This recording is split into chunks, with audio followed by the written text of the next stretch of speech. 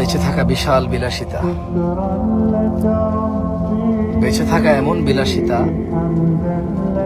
বেঁচে থাকা আল্লাহর এমন নিয়ামত যে মানুষ সুবহানাল্লাহ বললে আসমান আর জমিনের খালি জায়গাটা নেকিতে পরিপূর্ণ হয়। মানুষ আলহামদুলিল্লাহ বললে নেকির পাল্লা ভারী হয়ে যায়।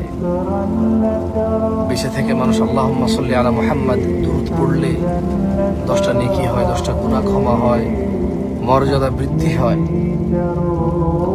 ওর প্রতি রহমত নাজিল হয় 10 বার।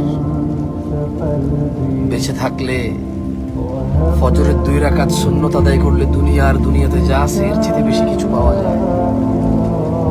বেঁচে থাকলে ফজরে 2, জোহরে 6, মাগরিবে 2, ইশায় 2, মোট 12 রাকাত সুন্নতে মুআক্কাদা পড়লে আল্লাহ সুবহানাহু ওয়া তাআলা জান্নাতে ঘর তৈরি করবে। যে ব্যক্তি প্রতিদিন 12 রাকাত সুন্নত আদায় করবে তার জন্য আল্লাহ একটা করে ঘর নির্মাণ করবে। সুবহানাল্লাহ।